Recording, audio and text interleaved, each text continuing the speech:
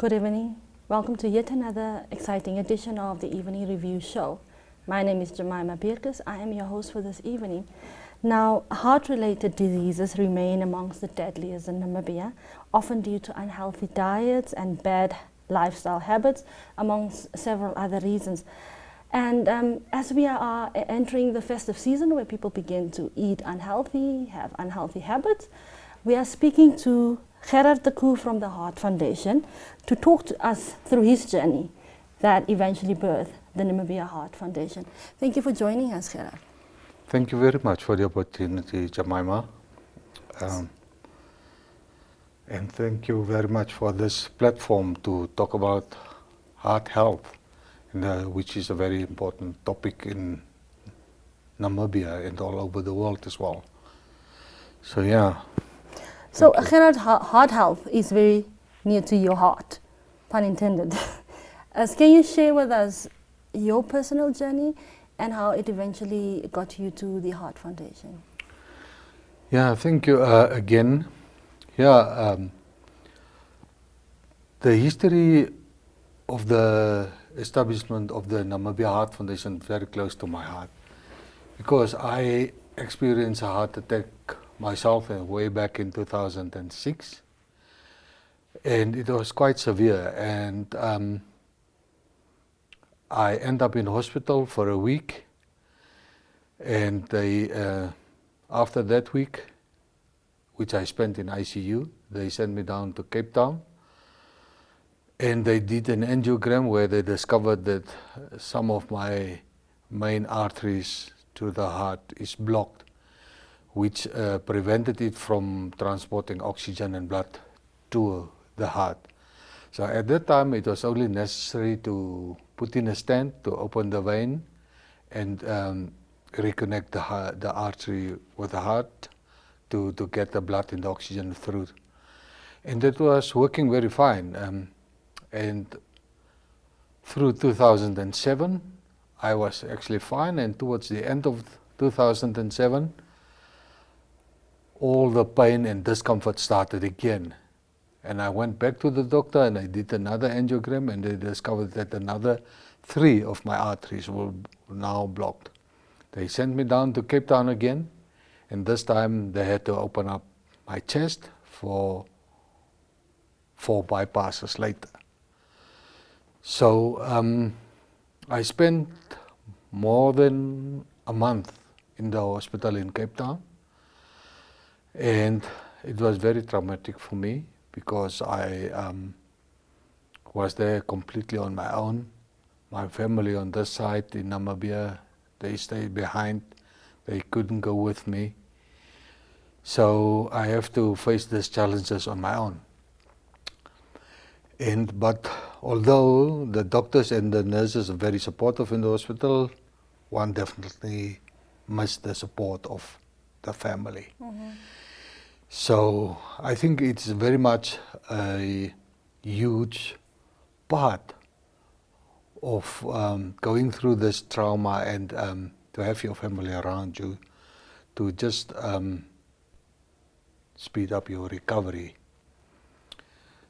And after that month, after the bypasses has been done, I came back to Windhoek, and I had to spend another 2 months away from work to recover completely.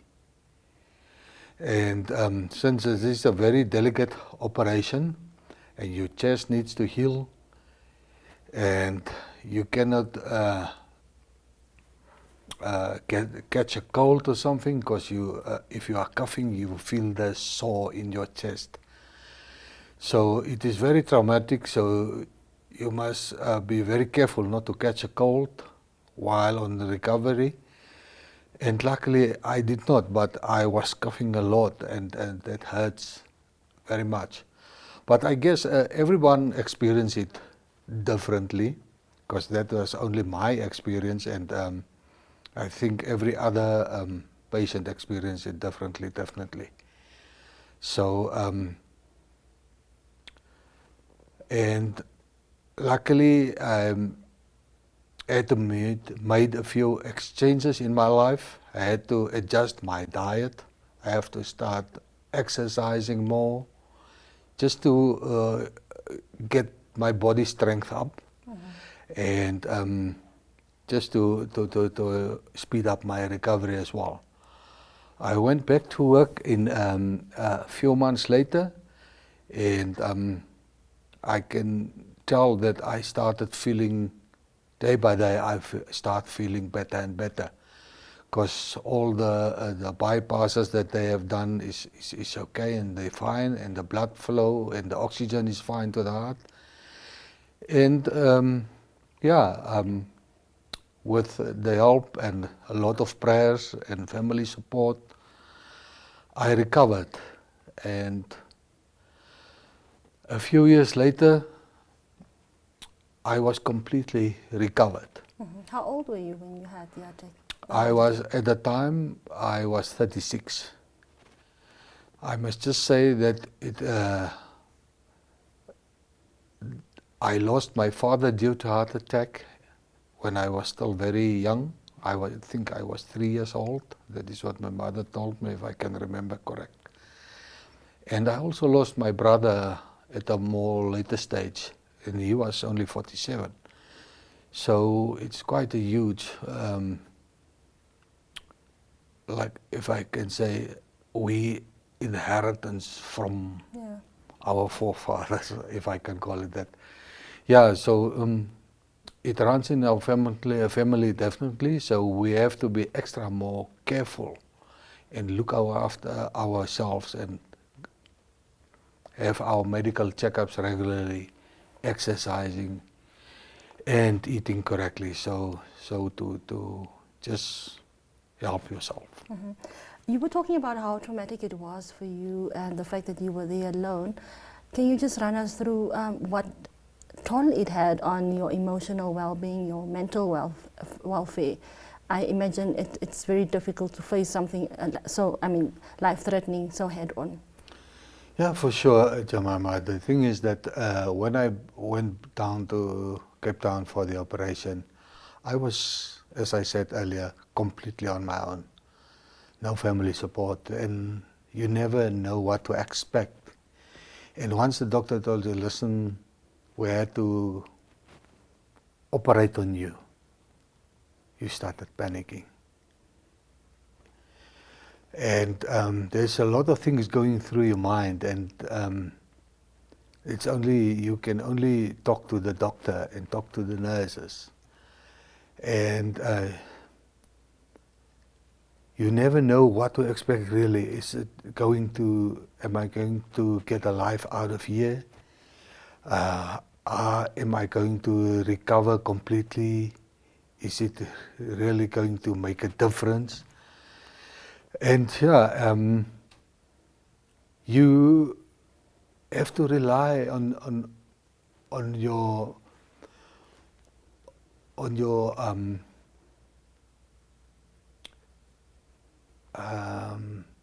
beliefs and your trust in God also. So this person, the doctor, is only an instrument in God's hands, and he's the one who is going to operate on you, and you have to trust him with your life. So it is very traumatic, and as I said earlier, everyone experienced trauma differently, but I think everyone is afraid of going through such an operation. And you're worrying a lot. You're worrying about your family. Are they going to be okay if you're not going to make it? How will that affect them if you are not going to make it? So that is really a lot that you are occupying your mind with, and until that, where they come give you this medicine to just calm your nerves down and just to relax before the operation. The doctor comes and explains to you exactly what he's going to do, but that is not like he's calming you down. is actually making you more anxious. And he said, you don't need to worry about everything. Everything's fine. We're doing this every day. You don't need to worry about nothing. You are in good hands. But to me, the only good hands that you can be in is the hands of God. And we as humans we are like, it's easy to make mistakes. And you can easily make a mistake on a huge operation like that. But luckily, I am a man who believe in God, so I prayed a lot. And I believe that my family prayed for me. And that is what carried me through all this trauma here. You said you had to make serious adjustments to your life, that being exercising and eating healthy. It's always very easy to say people need to exercise, and people are also undertaking to exercise to improve their health. But when it comes to the practical thing, to actually do it, it is very difficult to keep up. So what are you doing to motivate yourself to eat healthy and to obviously practice exercise enough and all the time? So for me, first of all, I like exercising. So that one is not a problem for me.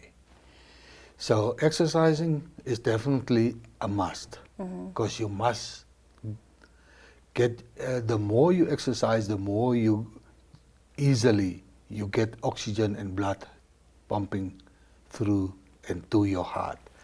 So exercise is definitely, and it's easy to exercise actually.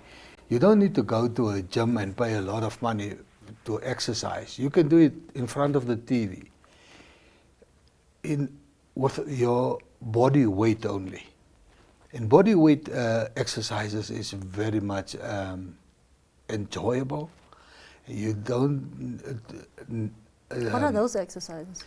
You can do a few push-ups, you can do a few sit-ups, you can do pull-ups, you can swim, you can cycle, you can walk, you can jog. All of those exercises all of them are very, very good exercises for your heart. And then obviously you don't need to make like major changes to your diet, but just watch what you are eating, like fatty food. Instead, you can eat more protein-like foods. And it's always interesting, just limit your salt intake. And if I can just add, you need to go to your doctor regularly to have your checkups done regularly. You need to stress less, try to control your stress, control your body weight. Body weight is also very important. It's not that you are overweight, but comparing to your length, you must have a certain body weight. And then if you are under or over your body weight, it is not heart health. Healthy for you. Yeah, good for your heart. And you must use your medicine as prescribed by your doctor. And don't stop your medicine if you're feeling better. Consult with your doctor first. Say, listen, doctor, I'm feeling better. Can I stop this? And he said, okay, yes, you can do it. Or let us give you this one instead. But always consult with your doctor. And the other big enemy for heart health is obviously smoking. So you have to stop smoking, or at least try to smoke less.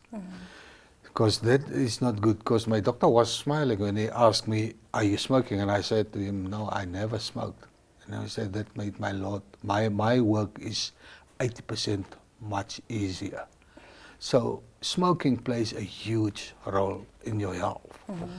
So, and also you have to drink moderately. Don't drink too much. I don't say you can't use alcohol, because I don't want to tell everybody how to lead their lives, but just use moderate alcohol consumption. It's good, because it's also breaking down cholesterol. So that is just a few pointers that I can give from my experience that one should follow, and it's also always good to consult with your doctor first if you suspect that you're having these symptoms, and to just make sure that you get professional help in time. Okay, thank you very much. We are going on a short break and we'll be back again. See you in 5 seconds. At OK Furniture, we know you work hard all year so you can give your loved ones a festive season filled with cheer. So to help you enjoy the Christmas you want, we save you money on the home essentials you need. Save on the 32-inch Omega HD-ready digital TV, now only 1799, or this Bradford Lounge Suite, just 8999. Only at OK Furniture, where we save you money.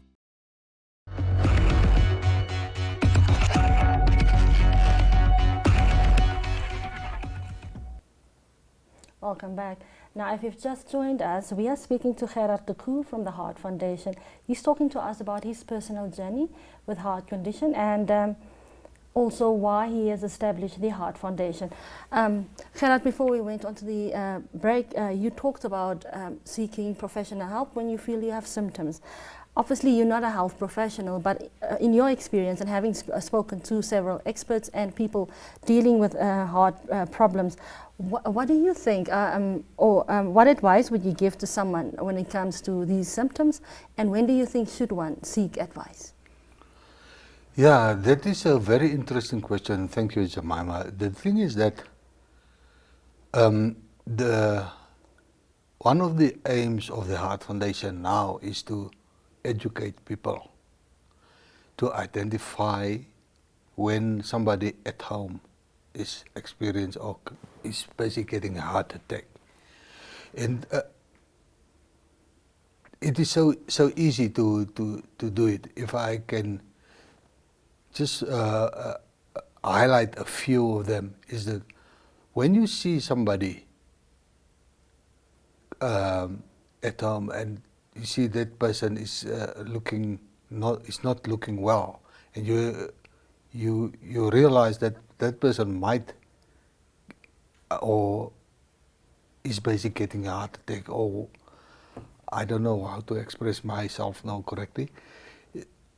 If you see somebody or you hear somebody is complaining about chest pain, pain in the arm, just pain in the jaw, or pain at the back, then that is normally an indication that person is busy to get a heart attack. And to make 100% sure, you can ask that person just to lift up both hands in the air, and if he or she can't do it, then you definitely know that there is something wrong. And if you ask that person to say a simple word like good morning, and you hear the tongue is lagging like good morning, so that is also a very one of the symptoms that one experience if a heart attack occurs. And that is one of the things that the Heart Foundation want to do, is to give people proper training, like CPR kind of training, and how to identify a heart attack. And that we want to do in collaboration with the medical aid companies and the emergency services as well. So that person must know how to identify what to do and who to contact for medical professional help. So that is various symptoms that one should be on the lookout for, because nobody in the world experienced the same symptoms. Because to me, I only experienced pain in both my arms, and I didn't have pain on my chest. And then I experienced also these pricks in the tips of my fingers, all of the fingers, and my hands went dead also. For one day, that day, or for some time? Yeah, on that day of the heart attack. So, and sometimes you will hear that the people have severe pain in the chest. They can't breathe properly. They are sweating. And sometimes people can also vomiting because of these heart attacks. So one does really have different experiences. So people must just be aware of it, on the lookout, and just know what to do to assist until that person can get professional help.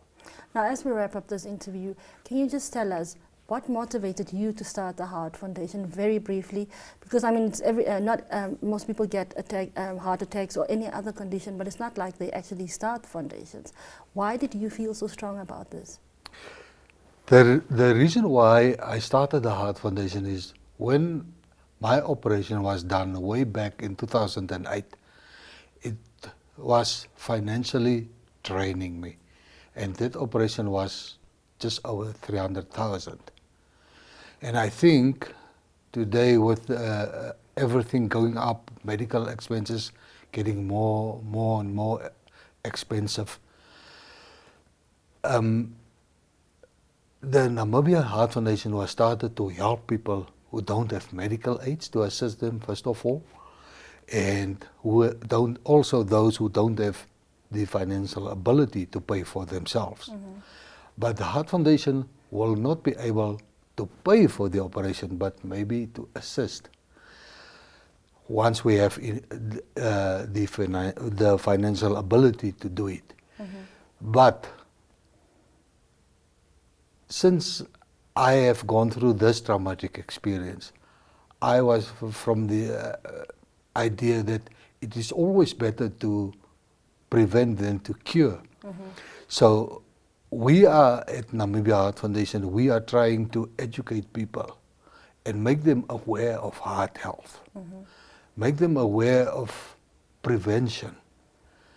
And we also have qualified trauma counselors on board, so to help and assist with trauma, because we want to embark on, in the new year hopefully, on a huge awareness campaign nationally in the borders of Namibia, so that everybody can be aware and pay attention to the heart health specifically. Because you can have cancer, but you can recover from cancer. But nobody can live without a heart. And that is so important to take care of your heart. And that is why I want to make people aware of heart health and to establish various programs out there to help them and to give them also the prevention methods that they can do to prevent heart attacks and strokes. So yeah, that is one of the reasons why I decided to establish the Heart Foundation, because I think people are very under-informed or not well informed about heart disease and strokes. So really, yeah, that is what we want to do. We want to prevent it, and we want to make people aware. If we can assist financially with some of the expenses, then we will do it. But then the funds must be available, of course. Okay, thank you very much for joining us, Gerhard, on this platform. It is my pleasure, and thank you very much for giving us this platform. And really, I hope that the Heart Foundation will really make this difference that I had in mind, and that is for every Namibian out there, not just for a certain group, a certain tribe or something, but for every Namibian. Okay. Thank you very much. Now, there you have it. As Gerhard has just told us, nobody can live without a heart, and we have to guard it at all costs. Thank you very much for joining us, and stay tuned.